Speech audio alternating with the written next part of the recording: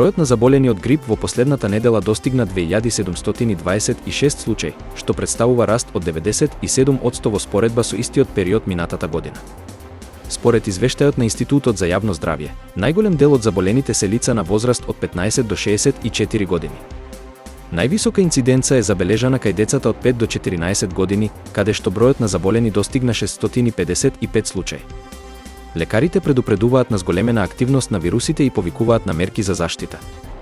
Географски, најмногу заболени има во Скопје со 616 случаи, а веднаш зад него се Битола со 286 и Куманово со 249 заразени. Надлежните служби ја следат состојбата и повикуваат на внимателност. Вкупниот број на заболени од почетокот на сезоната изнесува 14.340, што е зголемување од 20,3% во однос на истиот период минатата година. Институтот за јавно здравје препорачува вакцинација како најефикасна заштита. Председателката Гордана Силјановска-Давкова денеска ќе ја посети Македонската академија на науките и уметностите.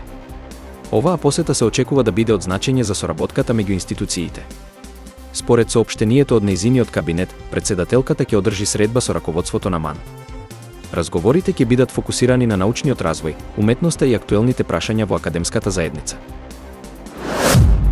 Поради обилни снежни врнежи, Турција се соочува со сериозни нарушувања во авиосообраќајот. Министерството за транспорт и инфраструктура објави дека денеска се откажани околу 150 летови од аеродромот Сабиха Гокчен во Истанбул. Дополнително, на 20 и 21 февруари се очекува откажување на околу 200 летови од истиот аеродром поради замрзнати услови и продолжени снежни врнежи. Меѓу погодените летови е и оној кон Скопје, кој е одложен за 45 минути. Патниците се советуваат да ги следат официјалните соопштенија и да ги проверуваат статусите на своите летови пред патување. Украинскиот председател Володимир Зеленски изјави дека разговорите со специјалниот пратеник на САД, Киит Келог, ја враќаат надежта за постигнување договор со Соединетите Американски држави.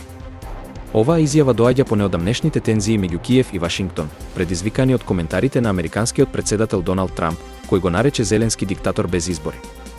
Средбата меѓу Зеленски и Келог се одржа во Киев, каде што двајцата разговараа за тековната ситуација и можностите за зајакнување на соработката меѓу двете земји. И покрај првичните планови за заедничка пресконференција, побарање на американската страна, изјави за медиумите не беа дадени. Зеленски истакна дека е важно Келог лично да ја види ситуацијата во Украина и да разбере со какви предизвици се соочува земјата. Тој додаде дека се надева на конструктивен дијалог и дека посетата на Келог ќе придонесе за подобро разбирање и поддршка од страна на САД. Оваа средба се случува во контекст на зголемени тензии, откако Трамп го обвини Зеленски дека ја започнал војната со Русија, на што украинскиот председател одговори дека американскиот лидер е под влијание на руската дезинформација. И покрај овие несогласувања, Киев изразува надеж дека дијалогот со САД ќе продолжи во позитивна насока. Израелскиот премиер Бенјамин Нетањаху и нареди на армијата да спроведе интензивни операции на западниот брег, откако во предградијата на Тел Авив се случија експлозии во неколку празни автобуси. Во инцидентите нема повредени, а полицијата ги истражува како можни терористички напади. Според израелската полиција, 3 експлозии одекнале во автобуси во 2 населени места во близина на Тел Авив, при што биле пронајдени уште 4 експлозивни направи. Сите автобуси биле паркирани во депоа во моментот на експлозиите. Во истрагата учествуваат израелската армија, полицијата и безбедносната служба Шин Бет. Полицијата трага по осомничени и ги повика граѓаните на зголемена внимателност. До сега никој не презел одговорност за нападите. Нетањаху одржа итен состанок со министерот за одбрана, воениот врв, директорот на Шин Бет и полицискиот комесар. Портпаролот на полицијата изјави дека пронајдените експлозивни направи биле опремени со тајмери, а како превентивна мерка, сите јавни превозни средства се подложени на безбедносна проверка.